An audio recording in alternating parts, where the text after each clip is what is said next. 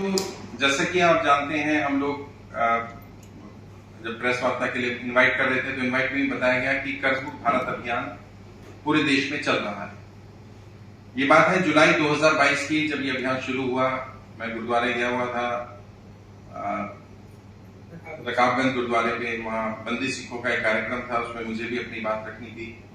वहां से आने के बाद हम लोगों ने जब से ही गाड़ी में बैठे तो एक खबर पता चली कि महाराष्ट्र में पूरे परिवार में 9 लोगों ने कर्जे कारण आत्महत्या कर ली। मन बहुत व्यथित हुआ कि लोग कर्जे में इतने ज्यादा परेशान हैं, और मैं क्योंकि एक पॉलिटिकल ट्रेनर हूं, पॉलिटिशियंस को बिजनेस के बारे में, उनकी राजनीति के बारे में, रणनीति के बारे में सिखाता हूं। तो मेरी एक ट्रेनिंग हुआ करती थी जो मैं 2014 से बिजनेसमैन को दिया करता था, कर्जे से बाहर निकलने के 20 तरीके। उस दिन मैंने लाइव आकर के फेसबुक पर रिक्वेस्ट की लोगों से कि कर्जे के कारण कोई व्यक्ति जो परेशान है वो कोई परेशानी को या टेंशन को दिमाग पर, दिल पर ना ले, मुझसे आकर बात करे, मैं अपनी ट्रेनिंग फ्री दे दूंगा आपको। वैसे वो पेड होती थी, मैंने उसको कहा कि फ्री दे देंगे, कम से कम लोगों की जान को बचाया जाए। वो रील काफी वायरल हुई, वो वीडियो बहुत वायरल हुआ, बहुत सारे लोगों ने संपर्क किया। तब एहसास नहीं था कि समस्या इतनी गंभीर है। आज पता चलता है समस्या इतनी गंभीर है कि हर दूसरा व्यक्ति कर्जे की दलदल में फंसा हुआ है। सरकार के ही आंकड़े, जैसा सुरभि जी ने भी कहा, राजीव जी ने कहा, सरकार के ही आंकड़े हैं, पिछले 5 वर्ष में 50,000 से ज्यादा लोग कर्जे कारण आत्महत्या कर चुके हैं। एनसीआरबी का डाटा है, आप इसको गूगल पे वेरीफाई भी कर सकते हैं, एनसीआरबी की वेबसाइट पर भी मिल जाएगा। हमने भी वहीं से लिया डाटा, कोई हमने अपनी पास से तो नहीं बनाया। 2022 में ही अकेले 20,000 ज्यादा लोगों ने कर्जे के कारण आत्महत्या की है। हम ये सुनते आए थे कि किसान आत्महत्या करते हैं कर्जे के कारण, लेकिन पहली बार ऐसा हुआ 2022 में कि किसानों से ज्यादा आत्महत्या व्यापारियों ने की, आम नागरिकों ने की कर्जे कारण। तो उन सबसे अपील की गई कि कर्जे कारण कोई व्यक्ति आत्महत्या ना करे, परेशान ना करे। और बैंक वाले, रिकवरी वाले कैसे परेशान करते हैं ये हम सब जानते हैं। इसको कभी ना कभी हमने फेस किया, हमने या हमारे रिश्तेदारों ने फेस किया। और बैंकों ने एक ऐसा मायाजाल रच रखा है कि किसी ना किसी तरीके से, खासकर से उन लोगों का जिनका प्रॉपर्टी मॉर्गेज है, कि प्रॉपर्टी को हड़प लिया जाए। बैंक ओटीएस भी नहीं दे रहा है प्रॉपर्टी के केस में, जबकि ओटीएस कंज्यूमर का अधिकार है। ये कई बार सुप्रीम कोर्ट बोल चुका है, कई जगह बैंकिंग में आरबीआई ने इस बात को कहा है कि ओटीएस कंज्यूमर का राइट है। अगर कंज्यूमर को ओटीएस चाहिए, जब भी चाहिए, किसी भी केस में, तो ये बैंक को देना चाहिए। बैंक क्या करता है, अगर प्रॉपर्टी की वैल्यू जो लोन दिया गया है उससे ज्यादा है, मान लीजिए 1 करोड़ का लोन है, आउटस्टैंडिंग है, पेनल्टी सरचार्ज सब मिला करके, और प्रॉपर्टी की वैल्यू है 5 करोड़ रुपए, तो बैंक ओटीएस नहीं करेगा। क्यों नहीं करेगा? क्योंकि बैंक को मालूम है मेरे पास 5 करोड़ की प्रॉपर्टी है, मैं तो बेच लूंगा आराम से, वो प्रॉपर्टी हटेगा। अच्छा, अगर उल्टा हो जाए, मान लो जब बैंक में प्रॉपर्टी रखी गई थी उसकी कीमत ज्यादा थी, आज कम हो गई, लोन अमाउंट ज्यादा हो गया, आउटस्टैंडिंग ज्यादा है, तो बैंक तुरंत ओटीएस कर लेता है। तो बैंक ये बोलता है कि ओटीएस हम प्रॉपर्टी में नहीं करेंगे, लेकिन कब नहीं करेंगे? जब प्रॉपर्टी की वैल्यू उनको ज्यादा मिल रही हो। ऐसे ही जिन लोगों के क्रेडिट कार्ड है, पर्सनल लोन लिया गया, बिजनेस के लिए लोन लिया गया, किसानों के किसान क्रेडिट कार्ड है, लोग आत्महत्या कर रहे हैं। बताया जाता है, हम सबको बताया जाता है, किसान क्रेडिट कार्ड के केस में प्रॉपर्टी को मॉर्गेज नहीं रखा जाएगा। लेकिन आप हैरान होंगे जानकर के, जब किसान क्रेडिट कार्ड के लिए पैसा ले रहा है, बहुत सारे राजस्थान से कई केस आए हैं, लोगों ने बताया कि हमारी प्रॉपर्टी भी उसमें अटैच कर दी गई है, खेत अटैच कर दिए हैं, जबकि सरकार की गाइडलाइंस है कि किसान क्रेडिट कार्ड में प्रॉपर्टी को ना रखा जाए, खेतों को ना रखा जाए। और लोग आत्महत्या जो कर रहे हैं उसका एक बड़ा कारण, जब लोगों से बात की तो पता चला, लोग कर्जे के कारण कम आत्महत्या कर रहे हैं, कर्जे के कारण होने वाली बदनामी के कारण ज्यादा आत्महत्या कर रहे हैं। क्योंकि बैंक घर के बाहर नोटिस चिपका जाता है, रिश्तेदारों को फोन करके, एप्लीकेशन से हमने आरबीआई को लिस्ट भी दी थी, बहुत सारे एप्लीकेशन बैन भी किए आरबीआई ने। लेकिन ये समस्या, वो एप्लीकेशन क्या करते हैं, नए नाम से नए एप्लीकेशन बना लेते हैं। एनबीएफसी कंपनियां चला रहे हैं वो लोग, क्या रेट ऑफ इंटरेस्ट लेंगे उसमें कोई कंडीशन ही नहीं है। आरबीआई की गाइडलाइन से 2% ज्यादा इंटरेस्ट नहीं लेना है, लेकिन बहुत सारे एनबीएफसी वाले, प्राइवेट फाइनेंसर, साहूकार 10-10% का ब्याज लेते हैं। पंजाब होकर क्या है, वहां पता चला कि 15-15, 20-20% का मंथली ब्याज चल रहा है। देश के लगभग सभी राज्यों में मैं दौरा कर चुका हूं। जो लोग हमारे साथ कर्जा मुक्ति अभियान में जुड़े उनसे मिलते हैं, उनकी समस्याएं सुनते हैं, समाधान करने की कोशिश कर रहे हैं। मेरे पूरे देश में लीगल टीम भी है जो हेल्प कर रही है लोगों को। अभी आप दिल्ली के देख रहे हैं कि हमारे साथों लोकसभा प्रभारी भी है जो एक लोकसभा में जिम्मेदारी ले रहे हैं। सरकार से ये अपील है कि सबसे पहले तो वो लोग जिनका व्यापार नोटबंदी के कारण, लॉकडाउन के कारण, नौकरी छूट जाने या व्यापार बंद हो जाने के कारण, सरकार की किसी भी गलत नीति के कारण अगर व्यक्ति का व्यापार बंद हुआ या नौकरी छूटी, उनका कर्जा माफ होना चाहिए। जब बड़े बड़े उद्योगपतियों को राहत दी जा सकती है तो आम जनता को राहत क्यों नहीं मिलनी चाहिए?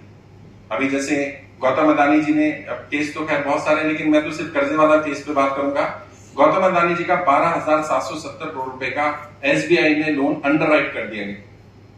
अच्छा, आज से 3 महीने पहले मुझे ये टर्म नहीं पता थी अंडरराइट क्या, तो मैंने इसको सर्च किया। अंडरराइट का क्या मतलब होता है, आप में से शायद कई पत्रकार साथियों को ना पता हो। अंडरराइट का मतलब होता है कि जब उनके पास पैसे होंगे वो दे देंगे, एसबीआई की गारंटी लेने को तैयार है। अरे भाई, यही तो बात हम व्यापारी के लिए कर रहे हैं। जो व्यापारी 10 साल से आपके साथ बैंक के साथ अच्छा व्यापार कर रहा है, उस व्यापारी को भी 1 साल का 2 साल का समय दे दो। यही अंडरराइट की सुविधा आम जनता को क्यों नहीं मिलनी चाहिए?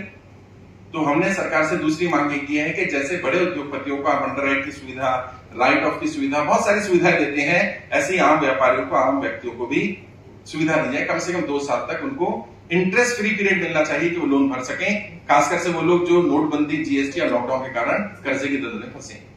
तीसरा, जो लोग एक्सपायर कर गए किसी भी कारण से, चाहे वो कोरोना में हुआ हो या कोरोना से पहले या बाद में, नोटबंदी के बाद हुआ, जीएसटी के बाद हुआ, जब व्यक्ति ही दुनिया से चला गया। अब छोटे छोटे बच्चे हैं उसके, मैं महाराष्ट्र में गया, छोटी बच्ची 3 साल 3.5 साल की बच्ची है, उसकी माँ है, पति एक्सपायर करके उन्होंने हाउसिंग लोन ले रखा था, बैंक ने उस बच्ची और मां को घर से निकाल दिया और घर सील कर दिया। अब वो कहते हैं हम कहां जाएं? जिस बच्चे के सर से माता पिता का साया चला गया, कमाई का कोई साधन नहीं बचा, अब उनके सर से हम छत भी छीन लें। बड़े बड़े उद्योगपति तो पैसा लेकर के भाग जाते हैं, उनको तो आप नहीं पकड़ते हैं। हजारों करोड़ रुपया अगर आप कैलकुलेट करेंगे, लाखों करोड़ शायद पिछले 5 वर्ष में लोग लेकर के भाग चुके हैं भारत से बाहर। मैं ये नहीं कह रहा कि उसमें किसकी गलती हो, तो सरकार देखेगी क्या गलती है। मेरा एक ही मुद्दा है कि जब उन्हें सपोर्ट मिल सकता है तो आम जनता ने ऐसी कौन सी दुश्मनी है सरकार के साथ, या ऐसा क्या सरकार के साथ गलत कर दिया कि उस जनता का साथ नहीं दे रहा है।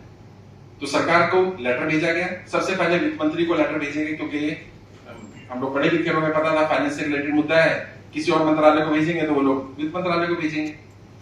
तो पहला लेटर वित्त मंत्रालय को भेजा गया, उसका कोई जवाब नहीं आया। 1 महीने बाद हमने दूसरा लेटर भेजा और हमें लगा कि यार जवाब शायद इसलिए नहीं आ रहा कि कितने लोग हमारे साथ जुड़े हैं या परेशान है उन्हें पता नहीं। तो उस समय तक हमारे साथ 25,000 लोग जुड़े थे, तो हमने 25,000 लोगों का डाटा, ब्रीफ डाटा, उनका नाम, उनका डिटेल, कितना कर्जा है, कहां से है, वो भेज दिया, ताकि सरकार बोले कि 25,000 लोग परेशान है। फर्क नहीं पड़ा सरकार। अगले महीने अपने फिर भेजा, और तब तक हम और भी लोगों का डाटा इकट्ठा कर रहे थे, तो लगभग हमारे साथ 50,000 लोग जुड़ चुके थे 2 महीने तक। वो भी भेजा गया वित्त मंत्रालय को। ऐसे करते करते 7 बार वित्त मंत्रालय को पत्र भेजा और उनसे मांग की गई कि वित्त मंत्री सिर्फ इतना कर दे कि एक टोल फ्री नंबर रिलीज कर दें कि भाई इस नंबर पे कोई भी व्यक्ति मरने जा रहा है तो फोन कर ले। वहां पर एक्सपर्ट काउंसलर बैठे, वो एक्सपर्ट काउंसलर उसी काउंसलिंग कर, जो काम हम कर रहे हैं। मेरी टीम में 100 लोग यही काम कर रहे हैं, दिन रात रोज कॉल आती है। कोई कहता है मैं ट्रेन के नीचे बैठा हूं जी, बताओ क्या करना है, मैं तो ट्रेन आने वाली है, पटरी पे मर जाऊंगा। बचाते हैं उसको। 20,000 ज्यादा लोगों को सुसाइड करने से पिछले 8-9 महीने में बचा चुके हैं, सिर्फ काउंसिल करके। क्योंकि उस समय जब व्यक्ति सुसाइडल टेंडेंसी होती है ना, वो एक पीक पर आकर होती है। अगर उस पीक पर रोक लिया जाए उस व्यक्ति को, कुछ भी करके, काउंसिल करके, गाइड करके, समझा करके, और एक बार वो उससे नीचे आ गया तो कम से मरेगा तो नहीं। एक व्यक्ति तो टंकी पर चढ़ गया था राजस्थान में, उसकी न्यूज भी काफी वायरल हुई थी। हमारी निगम टीम ने, पवन जी थे हमारी टीम में मध्य प्रदेश से, उन्होंने उसको फोन किया, बाकी लोगों को भेजा गया। वहां हमारे कई केंद्र प्रमुख थे, उन्होंने जाकर के उसको नीचे उतारा है। एसडीएम वगैरह भी आए, उसकी मदद भी फिर बाद में की। लेकिन सरकार का इंतजार कर रही है कि लोग जब मर जाएंगे तब मदद की जाए। और ये लोग जो एक्सपायर कर गए, उनसे भी मैं कहना चाहता हूं मीडिया के माध्यम से, मर जाना कोई समाधान नहीं। जो लोग मरने की सोच रहे हैं या जो लोग एक्सपायर भी करके, उन्होंने गलती की, मैं मानता हूं। मर जाना समाधान नहीं है, क्योंकि कर्जा आज नहीं तो कल उतर जाएगा, आज नहीं तो कल हम कर्जे की दलदल से बाहर निकल जाएंगे। लेकिन अगर दुनिया में ही नहीं रहे तो वापसी कैसे? जीवन तो वापस नहीं आ सकता, जीवन कैसे वापस लाया जाएगा? तो सबसे आपके माध्यम से अपील भी है कि कोई भी व्यक्ति कर्जे के कारण आत्महत्या ना करे।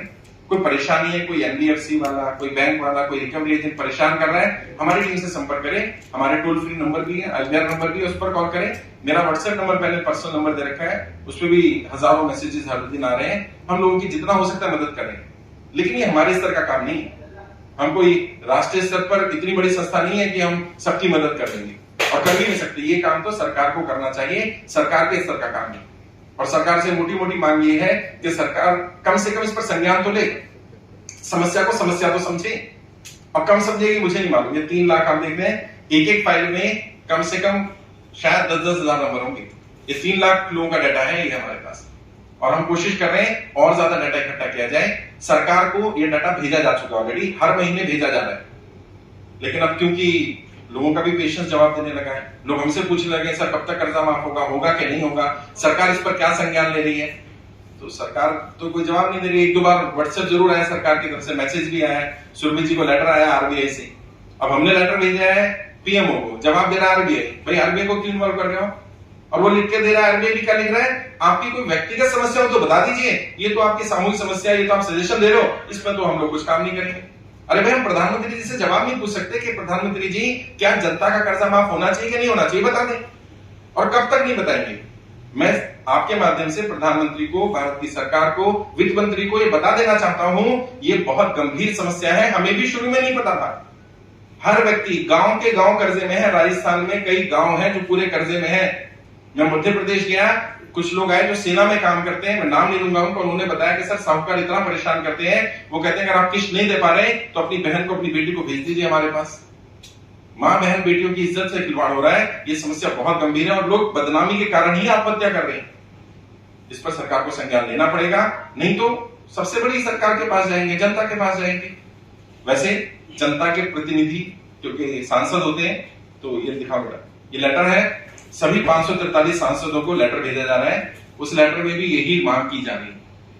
देश के सभी 543 सांसदों को ये लेटर भेजे जा रहे हैं, व्हाट्सएप के माध्यम से भी भेजा जा रहे हैं, मेल के माध्यम से भेजा जा रहे हैं, फिजिकली बाय हैंड हमारी टीम दिल्ली में उनके निवास स्थान पर देकर आ रही है, बाय पोस्ट भी भेजा जा रहा है, स्पीड पोस्ट से, रजिस्टर्ड पोस्ट से, ताकि वो ये ना कह सके कि हमें लेटर नहीं मिला। व्हाट्सएप में भी कम्युनिकेट कर रहे हैं, मेल पर भी कर रहे हैं, लेटर घर पर भेज रहे हैं, लेटर पोस्ट कर रहे हैं। और सांसदों से जवाब पूछा जा रहा है, क्या जनता की कर्जा माफी पर वो सहमत है कि नहीं? और सवाल क्या है, सिर्फ यही, क्या आपके लोकसभा क्षेत्र के जनता जो कर्जे की दलदल में फंसी हुई है, क्या सरकार को उसका कर्जा माफ करना चाहिए कि नहीं करना चाहिए? जैसे गौतम अदानी जी का 12,770 करोड़ रुपए का लोन अंडरराइट किया गया, क्या यही सुविधा आपकी लोकसभा के आम व्यापारियों को, आम नागरिकों को मिलनी चाहिए कि नहीं मिलनी चाहिए? इस पर जो भी उनकी राय वो दे दे, समर्थन में तो दे दे, विरोध में तो दे दे, जो भी उनकी राय होगी। मैं सांसदों को बता देना चाहता हूं, आपकी जो भी राय होगी वो आपके क्षेत्र में पोस्टर लगा करके जनता को बता दी जाएगी। और उसमें लिखा गया है कि 7 दिन के अंदर अंदर पत्र मिलने के अगर आप जवाब नहीं देते हैं तो हम ये मान लेंगे कि आप जनता की कर्जा माफी में जनता के साथ नहीं खड़े, ताकि देश की जनता को तो पता चले कि जिन्हें आप अपना जनप्रतिनिधि मानते हो, आप ये सोचते हो कि सदन में हमारी समस्या उठाएगा, वो जनप्रतिनिधि तो कह रहा नहीं, मैं तो जनता के साथ नहीं हूं। और अगर वो जनता के साथ नहीं है तो जनता को यह पता चल जाए कि मेरा जनप्रतिनिधि मेरे साथ नहीं है। अब जनता तय करेगी कि जनता को उस प्रतिनिधि के साथ रहना है कि नहीं रहना, चाहे वो किसी भी पार्टी का।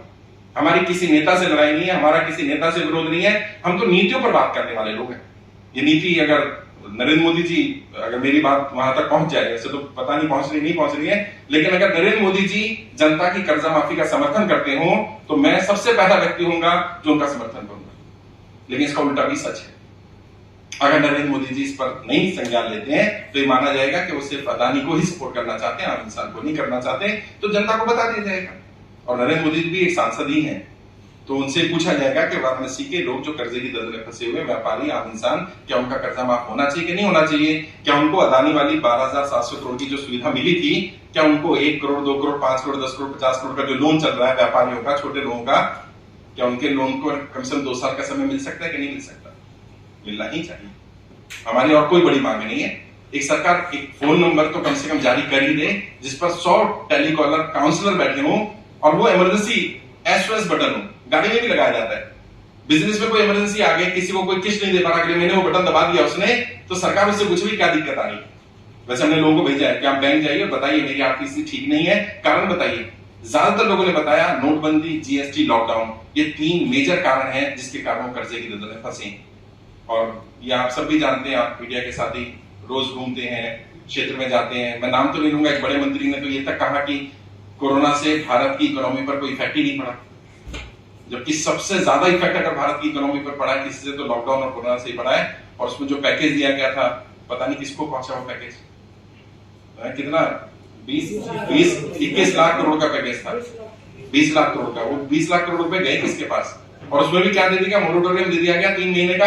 और पता चल रहा है उनकी किस्तें बढ़ा दी 10, 15, 20। किसी व्यक्ति की 50 किस्तें बची थी, उसकी 100 किस्तें कर दी। कुछ समझ में नहीं आ रहा। तो इस तरह से जनता के साथ अत्याचार हो रहा है, नहीं होना चाहिए। जनता वाकई बहुत परेशान है और इसी को लेकर के, क्योंकि मुझ पर भी बहुत दबाव था, मेरी टीम पर दबाव था कि आप कुछ कर क्यों नहीं रहे हैं, सरकार पर और दबाव बनाई, तो मुझे प्रेस कॉन्फ्रेंस करनी पड़ी। और 24 तारीख को जंतर मंतर के लिए हमने बुकिंग कराई हुई है। 24 तारीख को दिल्ली एनसीआर के लोग जंतर मंतर पर इकट्ठा हो रहे हैं। लगभग हमारे पास दिल्ली एनसीआर के 70,000 लोग जुड़े हुए हैं। मैंने उनसे रिक्वेस्ट की है कि सभी लोग ना आए। हम कोशिश कर रहे हैं 500-700 लोग इकट्ठा हो, ज्यादा भीड़ वहां ना हो। ऑलरेडी पहलवानों का वहां धरना भी चल रहा है, हम नहीं चाहते वो भी डिस्टर्ब हो, और कोशिश कर रहे हैं कि सरकार को ये पता चले कि समस्या कितनी गंभीर है। वरना आगे तय करेगी जनता, तय करेगी, क्योंकि जनता ने ही इनको चुन करके भेजा है और हम जनता के बीच में ही जाने वाले हैं। और मैंने पहले दिन ही बोला था, जनता की कर्जा माफी एक राजनीतिक मुद्दा है, इसका समाधान राजनेता ही निकाल सकते हैं, इसका समाधान मैं और आप नहीं निकाल सकते। और आपके माध्यम से जो ऑडियंस मुझे लाइव भी सुन रहे होंगे, बहुत सारे लोग 1.5 मिलियन से ज्यादा फॉलोअर है मेरे फेसबुक पर, यूट्यूब पर भी मुझे काफी लोग फॉलो करते हैं, उन्हें भी बताना चाहता हूं ये राजनीतिक मुद्दा है, राजनेता ही ठीक कर सकते हैं, क्योंकि प्रॉब्लम भी उनकी क्रिएट की हुई है। ये प्रॉब्लम नेचुरल नहीं है, ये आर्टिफिशियल प्रॉब्लम है। ये जो कर्जे की दल में फंसाए जा रहे हैं, मैं अगर इसकी विस्तार में जाऊंगा, वैसे तो पता नहीं प्रेस में बातें बोलनी चाहिए नहीं बोलनी चाहिए, जब हमने विस्तार में डिटेल में जाना तो पता चला ज्यादातर रिकवरी एजेंट जो हैं वो किसी सांसद या विधायक के गुर्गे हैं, जो सड़क पर चलती हुई गाड़ी उठा लेते हैं, जो गाड़ी उठाने के बाद 10,000 20,000 रुपए लेते हैं। एक सांसद का नाम लिया लोगों ने, मैं भी उसका नाम नहीं ले रहा हूं, वेस्टर्न यूपी का सांसद है, उसके गुर्गे गाड़ी उठाने का काम करते हैं, तो फिर वो कैसे रोक पाएगा? और फिर सांसद अगर ये कहता है कि मैं जनता के साथ नहीं हूं, तो फिर जनता तय कर लेगी वो सांसद के साथ है कि नहीं है। तो हमारी लड़ाई किसी पार्टी या किसी नेता से नहीं है, किसी पार्टी नेता के विरोध में नहीं है, हम जनता के समर्थन में, और जो व्यक्ति जो पार्टी जनता के समर्थन में रहेगी हम उसका समर्थन करेंगे, हम उसका साथ देंगे। उसके लिए हमें कुछ भी करना पड़े, आज प्रेस कॉन्फ्रेंस करनी पड़ी वो करेंगे, जंतर मंतर पर जाना पड़े वहां जाएंगे। मैं नहीं चाहता कि वो लोग किसानों की तरह आकर के दिल्ली के बॉर्डर पर बैठ जाएं, लेकिन अगर ये लाखों लोग बैठ गए तो मैं रोक भी नहीं पाऊंगा। मैंने ये बात प्रधानमंत्री जी को जो पत्र भेजा था उसमें भी लिखी थी कि प्रधानमंत्री जी ये लोग परेशान हैं, मैं इन्हें रोक पा रहा हूं लेकिन अब मैं रोक नहीं पाऊंगा। बट प्रधानमंत्री जी वो पत्र, सारा डाटा हमें पता चला है कि आरबीआई को दे देते हैं, और आरबीआई बोल देता है ये आपकी व्यक्तिगत समस्या हो तो बताइए, सामूहिक समस्या है तो आप सजेशन दे रहे हैं सरकार को। तो भाई सरकार हमारी है तो सजेशन भी नहीं दे सकते हम। लोग सुसाइड कर रहे हैं, मर रहे हैं, हम मरते देखते रहेंगे? ऐसा तो नहीं होगा। मैं ऐसा नहीं कर सकता हूं। एक पॉलिटिकल ट्रेनर के नाते, एक जिम्मेदार नागरिक के नाते मेरी जिम्मेदारी बनती है कि अगर मुझे समस्या का पता है और मुझे समाधान भी मालूम है तो मुझे दोनों पर काम करना चाहिए। मुझे पता है समस्या क्या है और मुझे पता है समाधान कहां से निकलेगा। और मैं इन राजनेताओं की नब्ज बहुत अच्छी तरह जानता हूं। 2006 से मैं ये काम कर रहा हूं। सभी पॉलिटिकल पार्टीज के लगभग बड़े नेता मुझे जानते हैं। इनकी नब्ज एक ही है, जनता। जब इन्हें लगता है कि जनता का समर्थन इनसे खिसकने वाला है तो ये उल्टे लटक जाएंगे साहब। तो जनता को भी ये बताना चाहता हूं, अभी हमारी संख्या 3 लाख है। जिस दिन ये संख्या 3 करोड़ हो गई, सोचिए उस दिन क्या होगा। और जिस स्पीड से फॉर्म भर रहे हैं, हर दिन 5 से 7 हजार नए लोग फॉर्म भर रहे हैं, सोचिए लोग कितने परेशान है। अगर मैं आपको थोड़ी देर के लिए अपना इंस्टाग्राम का या फेसबुक का पेज का मैसेंजर दिखाऊंगा, रोज हर दिन हजारों लोग मैसेज कर रहे हैं और लोग कह रहे हैं साहब बचा लीजिए हमें, मर जाएंगे हम, हमारी गाड़ी कब्जा कर ली गई, हमारा घर कब्जा कर लिया गया, हमारे बच्चों को निकाल दिया गया, हमारे पास खाने के लिए रोटी नहीं बची है। स्थिति सच में बहुत ज्यादा खराब है। और शहरों की स्थिति अगर यह है तो सोचिए गांव में क्या होगा। अभी मैं बिहार के दौरे पर, लेटेस्ट मेरा बिहार का दौरा था, इतनी बुरी हालत है। मैं पटना में ग्राउंड में मिला लोगों से, वहां एक लेडी आई, रोने लगी, उसकी वीडियो भी मैंने डाला। कहते साहब साहूकारों ने इतना ज्यादा परेशान किया, मेरा 16 साल के बेटे ने सुसाइड कर लिया, आत्महत्या कर ली। इकलौता बेटा था, चला गया दुनिया से। और वो साहूकार अभी भी क्या कह रहे हैं, बेटा तो चला गया, अब तुम्हें भी मार देंगे हम लोग, क्या तुम्हारा पैसा दो। वो कह रहे हमने व्यापार के लिए पैसा लिया था, व्यापार डूब गया, कहां से दें। कैसे बताएं उनको कि लॉकडाउन के कारण हमारा व्यापार बंद हो गया। समझाने की कोशिश करें लेकिन कोई सुनने को तैयार नहीं। और उन साहूकारों से भी, उनसे भी बात करना चाहता हूं, बोलना चाहता हूं आपके माध्यम से कि आपका पैसा मरेगा नहीं। सरकार जब कर्जा माफ करती है उसके नियम होते हैं कुछ। जैसे 2 बार किसानों का कर्जा माफ किया गया। किसानों का कर्जा 2008 में भी माफ हुआ है, 1990 में, 91 में भी माफ हुआ है। कैसे माफ होता है? बैंक से लोन जो लिया गया वो तो माफ हो जाता है, लेकिन बैंक को पैसा सरकार दे देती है, बैंक डूब जाएगा नहीं तो। और कई लोग कहते हैं पैसा कहां से आएगा, तो मैंने उसके ऊपर भी रिसर्च की। मेरी टीम ने, सुरभि जी ने, सीए हैं ऑलरेडी, इनकी टीम में काफी लोग हैं, रिसर्च करके उन्होंने बताया कि सर बैंक का ही कहना है, सरकार का कहना है, आरबीआई का कहना है कि हमारे पास अनक्लेम अमाउंट पड़ा हुआ है। और कितना अमाउंट पड़ा हुआ है? पिछले 2020 तक का डाटा उसमें था, शायद 2020 तक लगभग 1.5 लाख करोड़ रुपए अनक्लेम्ड है। इंश्योरेंस कंपनीज में पड़ा हुआ है। किसी ने इंश्योरेंस कराया, बंदा एक्सपायर हो गया, बच्चों को पता नहीं था इंश्योरेंस लेना है। बहुत सारे बैंक अकाउंट होते हैं, आपके भी कईयों के 4-4 अकाउंट होंगे, 3 अकाउंट ऐसे ही पड़े हुए हैं, यूज ही नहीं कर रहे। वो व्यक्ति या वो अकाउंट जिसमें 10 साल में कोई ट्रांजेक्शन नहीं होती उसको अनक्लेम बोला जाता है। सरकार के आंकड़े हैं 1.5 लाख करोड़ रुपए अनक्लेम पड़ा हुआ था 2020 तक, और अभी ये मेरा आकलन है कि 2 लाख करोड़ हो गया होगा। तो अगर 2 लाख करोड़ रुपए सरकार के पास ऐसा पड़ा हुआ है जो अनक्लेम है, तो सरकार वही पैसा कर्जा माफी में इस्तेमाल कर ले, कहीं से और पैसा लाने की जरूरत नहीं पड़ेगी सरकार। तो जो लोग ये कहते हैं कि आप कल को आपको जिम्मेदारी मिल जाए तो कैसे करेंगे, तो सरकार के पास बहुत सारे विकल्प हैं। प्रॉब्लम क्या, नियत नहीं है। अदानी को जब मदद करनी होती है तो नियत ठीक होती है ना, कि अदानी की मदद करनी है तो रास्ते निकल जाते हैं। अंडरराइट वाली टर्म आ जाती है। आप में से मुझे नहीं पता कितने लोगों को पता चली कि अंडरराइट भी कोई टर्म होती है, और इंटरनेट पर सर्च करिएगा अंडरराइट का प्रोसेस क्या होता है। Underwrite is a facility given by bank to customers, और उसमें क्या करना पड़ता है, आपको फीस देनी पड़ती है। फीस देकर के आप अंडरराइट करा सकते हो। मजे की बात यह, अदानी का 12,700 करोड़ रुपए का अंडरराइट किया गया और उससे फीस तक नहीं ली गई अंडरराइट कराने। तो भाई ऐसे तो नहीं चलेगा। देश सिर्फ एक आदमी के लिए तो काम नहीं करना चाहिए। देश के प्रधानमंत्री की जिम्मेदारी बनती है सबके लिए काम करना। एक आखिरी बात कहूंगा, आज ऐतिहासिक दिन है, 10 मई 1857, जो आजादी की पहली लड़ाई कह सकते हैं, कहते ही हैं लोग उसको, उसकी शुरुआत हुई थी आज से। इसीलिए हमने डेट चुनी कि 10 मई को ही हम ये कार्यक्रम करेंगे। ऐतिहासिक दिन है। कोशिश कर रहे हैं कि सरकार में बैठे लोग जो काले अंग्रेज हैं, अंग्रेजों की तरह काम कर रहे हैं, जनता के खिलाफ काम कर रहे हैं, शायद उन्हें अकल आ जाए। नहीं आएगी तो फिर और विकल्प भी है हमारे पास। सरकार को बस ये बताना चाहते हैं कि अब भी समय है, जाग जाइए, जनता बहुत परेशान है। एक एक नागरिक देश की धरोहर है। एक एक व्यापारी को, एक एक नागरिक को बचाना सरकार की जिम्मेदारी बनती है। जो आज कर्नाटका में इलेक्शन में वोटिंग भी चल रही है, तो मैं कर्नाटका के अपने साथियों को भी बोलना चाहूंगा, सभी मतदाताओं को बोलना चाहूंगा कि ज्यादा से ज्यादा वोट करने जाएं और अपने भविष्य के लिए, अपने बच्चों के भविष्य के लिए वोट करें। ये नेता तो करते रहेंगे, जाति धर्म के मुद्दे उठाते रहेंगे, इनका काम है। आप अपने विवेक से फैसला लें, आप अपना फैसला लें, जो आपका फैसला आपको सही लगता हो अपने भविष्य के लिए, अपने बच्चों के भविष्य के लिए ज्यादा ज्यादा संख्या में वोट डालने के लिए जाए। आपके अगर कोई सवाल हो तो पूछ सकते हैं। अगर अभी प्रेस रिलीज शायद दी या नहीं दी, प्रेस रिलीज आपको दे दी जाएगी। हमारे पास प्रेस रिलीज है। हमारी कोई ज्यादा बड़ी मांग नहीं है। मैं अपनी मांग फिर से दोहरा देता हूँ ब्रीफ में। पहली मांग है, ऐसे लोग जिनका व्यापार बंद हो गया नोटबंदी, जीएसटी और लॉकडाउन के कारण, जिनकी नौकरी छूट गई नोटबंदी, जीएसटी और लॉकडाउन के कारण, उनका कर्जा माफ होना चाहिए, कम से कम 10 लाख रुपए तक का। जिनका कर्जा सरकार माफ नहीं कर सकती, उन्हें कम से कम 2 साल तक का इंटरेस्ट फ्री मोरेटोरियम दिया जाना चाहिए। जैसे गौतम अदानी जी का लोन अंडरराइट किया गया अनलिमिटेड टाइम पीरियड के लिए, आम जनता को 2 साल तक का समय दे दिया जाए। तीसरा, वो लोग जो एक्सपायर कर गए, जो दुनिया में ही नहीं बचे, उनका तो लोन पूरा पूरा माफ होना चाहिए। जिनके बच्चों के सर से माता पिता का साया चला गया, उनके सर से छत न छीनी जाए। ये सबसे बड़ी अपील मेरी है। और कोई भी व्यक्ति कर्जे के कारण आत्महत्या ना करे। अगर कोई सुसाइडल टेंडेंसी आ रही है, कोई दिक्कत आ रही है, कोई परेशानी आ रही है, कोई आपको लीगल हेल्प चाहिए, मेरी टीम फ्री ऑफ कॉस्ट आपको लीगल हेल्प करने की कोशिश करेगी। वकील तो मुहैया शायद ना करा पाए, लेकिन कम से कम आपके वकील को अच्छी तरह गाइड कर देंगे, आपको गाइड कर देंगे, ताकि आपको अपना केस लड़ने में, केस को मजबूत करने में मदद मिले। घबराने से, डरने से, परेशान होने से काम नहीं चलेगा। इंसान के जीवन 70 साल, 80 साल, 100 साल होता है। सरकार के जीवन 5 साल, 10 साल, 15 साल होता है। सरकारें आती जाती रहेंगी, अपना जीवन तबाह नहीं करना।